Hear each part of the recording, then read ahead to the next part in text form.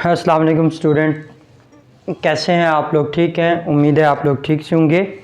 अभी जो मैंने टॉपिक आपको पढ़ाया था इससे पहले वो था एवोगैड्रोस नंबर। उसी के साथ लिंक्ड टॉपिक जो है वो मैं पढ़ा रहा हूँ मोलर वॉल्यूम।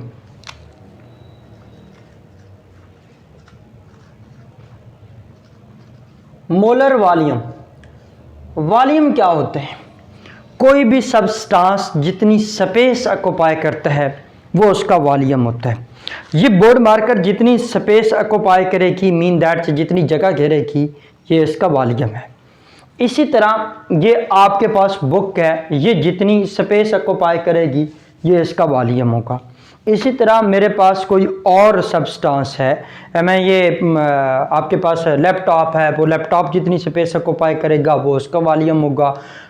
तो डिफरेंट सब्सटेंस के जो ऑक्युपाई करने की कैपेबिलिटी है स्पेस को ऑक्युपाई करने की वो डिफरेंट होती है। इसी तरह उनका वॉल्यूम भी क्या होता है? डिफरेंट होता है। अब हम क्या देख रहे हैं कि अगर मेरे पास जो सब्सटेंस है उसकी क्वांटिटी कितनी है? एक मोल अगर मैंने क्वांटिटी ली है किसी भी सब्सटेंस की तो वो कितनी स्पेस ऑक्युपाई करेगा, तो फिर वो उसको हम नाम क्या देंगे? Molar volume. यानी अगर मेरे पास कोई भी सब्सटेंस है उसका क्वांटिटी एक मोल है, मोल से ही निकला है, अगर उसकी क्वांटिटी एक मोल है तो देन वो जितनी स्पेस ऑक्युपाई करेगा वो उसके वॉल्यूम को हम क्या कहेंगे? Molar volume. तो डेफिनेशन इसकी क्या बनेगी? द वॉल्यूम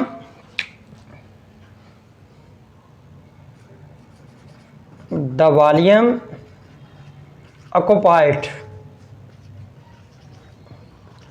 by 1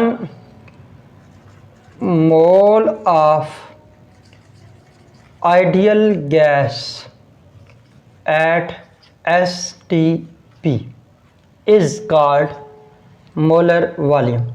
अब सवाल आता है कि आपने गैस क्यों लिखा है? सब्सटेंस में जो हमारे पास तीन बातें आ सकती हैं, उसकी स्टेट सॉलिड भी हो सकती है, लिक्विड भी हो सकती है और गैस भी हो सकती है। सर आपने सिर्फ गैस लिखा, आप सुन रहे हैं ना और देख भी रहे हैं कि ये क्यों लिखा है?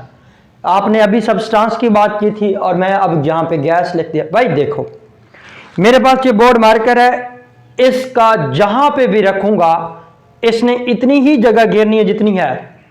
इसी तरह ये बुक है, सॉलिड है, ये जहां पे भी रखूंगा इसने इतनी ही स्पेस को बाय करनी है जितनी इसकी की है।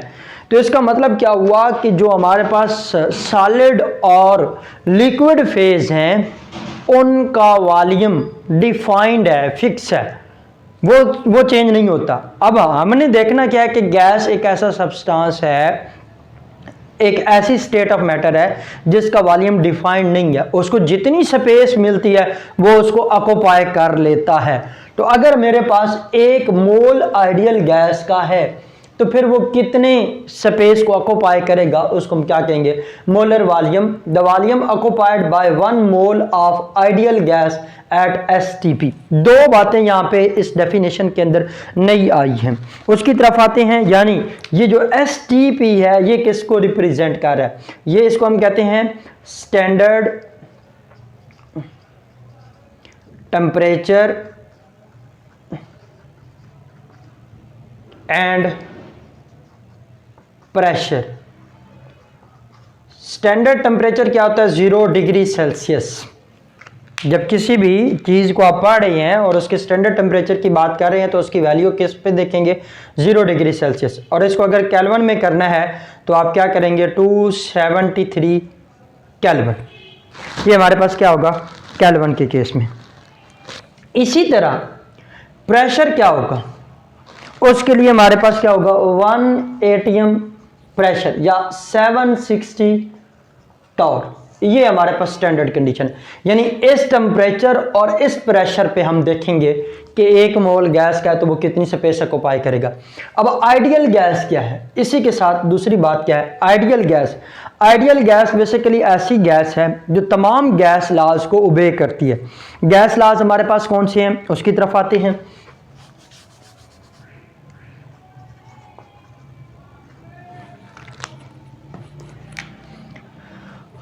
आइडियल गैस क्या करती है? विच obeys all gas laws under all conditions of temperature and pressure। और गैस लॉज क्या है वो भी मैं बता देता हूँ। Boyle's law, Charles law, Avogadro's law, वो ग्राहम लॉ, वो सारे इसमें आ जाएंगे। यानी वो तमाम गैस लॉज, जितने गैस लॉज के हैं वो आपने चैप्टर 3 के अंदर जब गैसेस के टॉपिक को पढ़ेंगे तो उसमें सारा हम कंप्लीट एक्सप्लेनेशन की तरफ जाएंगे। तो वो आइडियल गैस का अभी हिंट दे दिया है कि वो गैस जो तमाम गैस लॉज को ओबे करेगी वो आइडियल गैस होगी। अब हम आते हैं इसकी एग्जाम्पल की तरफ। ये देखें मेरे पास है 2.016 ग्राम ऑफ H2।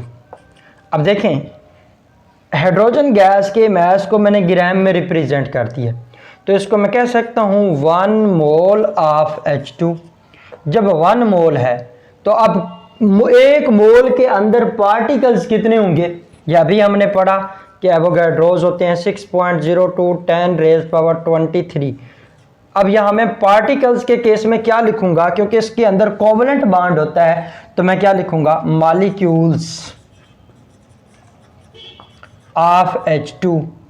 और ये अब इतने हैं तो इसका मतलब है कि अब इनका जो वॉल्यूम है वो कितना होगा? 22.414 क्यूबिक डेसीमीटर एट STP। इसी तरह मैं ले लेता हूँ ये 16 ग्राम ऑफ CH4। ये क्या बन जाएगा? 1 मोल ऑफ CH4। ये क्या बन जाएगा? 6.02 10⁻23। ये क्या बन जाएगा? Molecules of CH4। और ये किस चीज़ की इक्वल बन जाएगा? 22.414 क्यूबिक डेसीमीटर एट STP। इसी तरह मैं एक और एग्जांपल ले लेता हूँ। जैसे मेरे पास कोई एग्जांपल है like O2, 32 gram of O2। अब मैस को मैंने ग्राम में रिप्रेजेंट किया तो ये सारी गैसेस ले रहा हूँ। 1 मोल ऑफ O2 ये किसके इक्वल बन गया? 6.02 10⁻23। ये भी क्या बन जाएगा? Molecules of O2। और ये क्या बन जाएगा? 22.414 cubic decimeter of at STP। अब पॉइंट आपने देखना है, मेरे पास 3 डिफरेंट गैसेस हैं। एक गैस मैंने हाइड्रोजन ली, एक गैस मैंने मीथेन ली, एक गैस मैंने ऑक्सीजन ली। तीनों गैसेस में जो उनका मास है वो क्या है? डिफरेंट है। जब उनको ग्राम में रिप्रेजेंट किया तो उनमें नंबर ऑफ मोल्स कितने बने हैं? वो सेम है। और जब नंबर ऑफ मोल्स सेम है तो पार्टिकल्स क्या हुए? वो सेम हुए। यही हमने एवोगैड्रोस नंबर में पढ़ा था कि जब किसी भी सब्सटेंस के अंदर जब किसी भी सब्सटेंस के नंबर ऑफ मोल्स सेम होते हैं तो उनमें नंबर ऑफ पार्टिकल्स क्या होते हैं? सेम होते हैं। और जब किसी भी सब्सटेंस का वो कोई भी नेचर का हो सकता है उसमें मोल की तादाद 1 होगी तो 1 मोल में कलेक्शन ऑफ पार्टिकल्स कितना था? 6.02 10⁻23। और जब पार्टिकल्स इतने हैं तो हमने देखा कि उस वक्त उसका वॉल्यूम क्या बन रहा है? 22.414 क्यूबिक डेसीमीटर। अब सवाल ये आता है इसके अंदर, ये भी शॉर्ट क्वेश्चन है, what is defined molar volume? ठीक है, आप उसमें डिफाइन करेंगे और ये एग्जाम्पल पुट करेंगे। दूसरा हमारे पास जो क्वेश्चन आता है मैं आपको बता देता हूँ। एक्सरसाइज के अंदर ये क्वेश्चन है और ये क्वेश्चन नंबर अगर आप देखें एक्सरसाइज का क्वेश्चन नंबर 9 के अंदर आ रहा है, ये लास्ट वाला एफ पार्ट है, वो यही कहता है 2 ग्राम ऑफ H2, जिस तरह मैंने ये लिखा। इसी तरह वो कहता है 16 ग्राम ऑफ CH4 एंड 44, अब मैंने ऑक्सीजन लिया और कार्बन डाइऑक्साइड लेंगे तो वो बनता है 44 ग्राम ऑफ कार्बन डाइऑक्साइड। इसमें भी कोवेलेंट बॉन्ड होता है तो हम उसको भी इसी तरह चला लेंगे।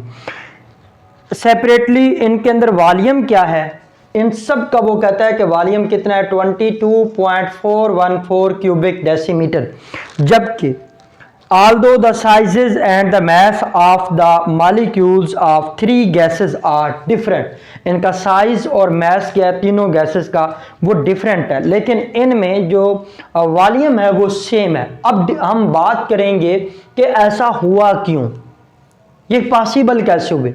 उसके लिए मैंने आपको पिछले लेक्चर के अंदर यही बात बताई है कि जब हम नंबर ऑफ पार्टिकल्स की बात करते हैं तो नंबर ऑफ पार्टिकल्स किस पे डिपेंड करता है, मोल्स के ऊपर डिपेंड करता है, वो मास के ऊपर डिपेंड नहीं करता। कोई भी हमारे पास सब्सटेंस है जब उसके नंबर ऑफ मोल्स सेम होंगे तो उनके अंदर नंबर ऑफ पार्टिकल्स क्या होंगे, सेम होंगे। अब इसी तरह आपने ये पॉइंट याद रखना है कि जो गैसेस का वॉल्यूम है that depends upon the number of particles, gases का जो वॉल्यूम है वो किस पे डिपेंड करता है, नंबर ऑफ पार्टिकल्स, ना कि उन गैसेस के मास पे। जब हमने गैसेस का कितना क्वांटिटी ले रहे हैं 1 मोल, तो वो कोई भी गैस है उसका मास बेशक डिफरेंट है, जब मोल्स की तादाद हमने सेम कर दी है तो उनमें नंबर ऑफ पार्टिकल्स क्या होंगे, सेम। जब नंबर ऑफ पार्टिकल्स सेम होंगे तो उनका मोलर वॉल्यूम क्या होगा, सेम होगा, वो डिफरेंट नहीं होगा। उनका मोलर वॉल्यूम जो है वो हमेशा क्या रहेगा, वो सेम रहेगा, वो डिफरेंट नहीं होगा। तो इसको दूसरे लफ्ज़ों में हम ये भी क्वेश्चन लिख सकते हैं, मैं बना देता हूँ, आप लिख लें। 1 mole of different gases have different masses, 1 mole of different gases have different masses but क्या होगा, but occupy same volume। अब ये क्वेश्चन लिख सकते हैं और आप लिख लें 1 mole of different gases have different masses but occupy the same volume। तो आपके पास रीजन मैं तीसरी मर्तबा फिर बता रहा हूं, क्योंकि जो वॉल्यूम है गैसेस का वो मास पे डिपेंड नहीं करता, किस पे डिपेंड करता है, नंबर ऑफ पार्टिकल्स पे डिपेंड करता है। जब गैसेस का क्वांटिटी हम कितना ले रहे हैं, वो 1 मोल ले रहे हैं, तो उनमें नंबर ऑफ पार्टिकल्स क्या रहेंगे, सेम। जब पार्टिकल सेम है तो वॉल्यूम क्या रहेगा, सेम। मास बेशक उनका क्या होता रहे, डिफरेंट होता रहे, क्योंकि वो मास पे डिपेंड भी नहीं कर रहा। तो ये हमारा था मोलर वॉल्यूम। आएंगे इसके साथ ही इसकी एग्जांपल आती है, वो क्या आती है। अब वो इसके साथ वो थोड़ी सी और भी बात बताता जाऊं कि जो मैसेज हैं या गैस के मॉलिक्यूल्स हैं ये गैस के वॉल्यूम को इफेक्ट नहीं करते। और इसी के अंदर जो हमारी बुक है उसमें एक आखिर पे लाइन लिखी हुई है, ज़रा उसको मैं आपको समझा देता हूँ। लेट्स सपोज मेरे पास ये एक गैस पार्टिकल है, कौन सा, ये वाला गैस पार्टिकल है। अगर इसके अंदर मैं इसको सपोज कर लिया कि ये गैस का पार्टिकल है और इसका डायामीटर ये है, ये वाला उसका डायामीटर है, ये वाला उसका डायामीटर है, और मैं कहता हूं लेट्स सपोज इसका डायामीटर है 1 सेंटीमीटर, सपोज कर रहा हूं, सपोज्ड वैल्यू। अब यहां पे इंटरेस्टिंग फिनोमिना क्या है कि जो गैस का वॉल्यूम है वो मास पे नहीं डिपेंड करता। गैस का मास कोई भी हो, साइज जैसा भी हो, वो वॉल्यूम उससे इफेक्ट नहीं होता, बल्कि वो किससे इफेक्ट होता है, नंबर ऑफ पार्टिकल्स पे। अब रीजन की तरफ आते हैं कि जब गैसियस एक मॉलिक्यूल मैंने लिया, उसका डायामीटर मैंने कहा सपोज 1 सेंटीमीटर है। अब दूसरा जो गैस का मॉलिक्यूल होगा, अब इस 100 का, इसके डायामीटर का मैं 300 टाइम बढ़ा दूं, यानी 1 सेंटीमीटर था, इसको 300 सेंटीमीटर मैं इसका बना देता हूं जी, क्या, डिस्टेंस। तो दूसरा पार्टिकल जो गैस का होगा वो इससे कितने डिस्टेंस अवे होगा, 300 centimetre. 300 times greater than diameter. अब वही बात मैंने की कि अगर हमारे पास कोई भी गैस मॉलिक्यूल है, उसका साइज फॉर एग्जांपल था, उसका डायामीटर था 1 सेंटीमीटर, अगर हम उसके डायामीटर का 300 टाइम्स लें तो जो रिजल्ट आता है, तो इतना जितना डिस्टेंस बनेगा, दूसरा जो गैस मॉलिक्यूल होगा वो इतना डिस्टेंस यानी 300 times of the diameter of first molecule वो अवे होगा फ्रॉम फर्स्ट मॉलिक्यूल। आते हैं जी इसके अंदर एग्जाम्पल की तरफ। अब मैं एग्जाम्पल करने लगा हूं। वो कहता है कि एग्जाम्पल नंबर 10 है, exercise example number, a well known ideal gas is enclosed in container having volume कितना है 500 क्यूबिक सेंटीमीटर। और जबकि हम गैसेस का वॉल्यूम किस में लेते हैं, क्यूबिक डेसीमीटर। अगर किसी और यूनिट में दे देता है, क्यूबिक सेंटीमीटर में देता है, क्यूबिक मीटर में देता है, तो हमने उसको पहले कन्वर्ट किस में करना है, क्यूबिक सेंटीमीटर में। तो वो किस एट एसटीपी भी बात कर रहा है। its mass comes out of the 0.72, then find its molar mass। अब वो कहता है कि इसका मोलर मास फाइंड करें। अब आते हैं इसकी क्वेश्चन की सॉल्व करते हैं। Let's suppose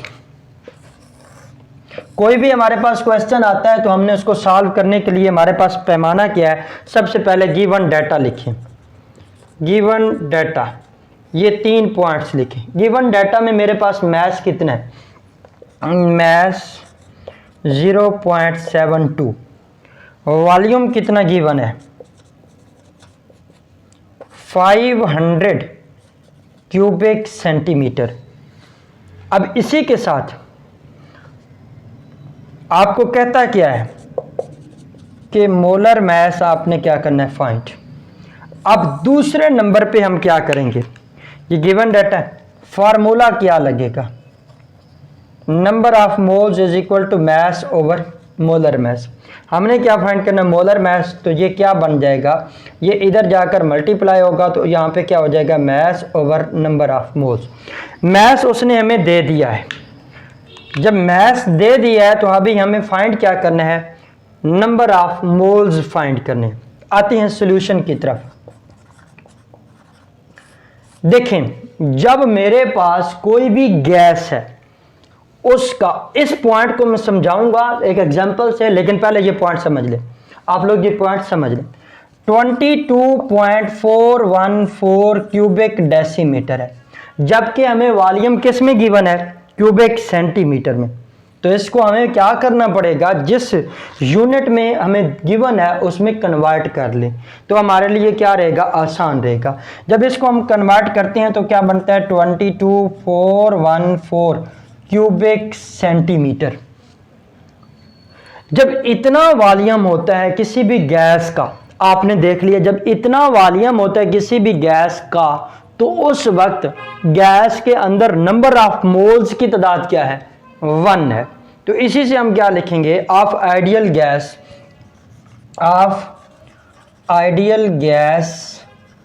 eight STP. ये किस चीज के इक्वल आ जाएगा, 1 मोल के। अब इसको समझने के लिए अगर मेरे पास 1 सेंटीमीटर हो of ideal gas at STP, तो ये किस चीज की इक्वल बन जाएगा, 1 डिवाइडेड बाय, अब मैं क्या करूंगा, ये डिवाइड कर दूंगा। और अब मेरे पास कितना वॉल्यूम गिवन था, मुझे तो रिक्वायरमेंट में इसकी इतने वॉल्यूम के लिए है, तो मैं क्या करूंगा 500 centimetre cubic centimetre of ideal gas at STP. ये क्या बन जाएगा, 1/22.414 मल्टीप्लाई बाय क्या आ जाएगा 500।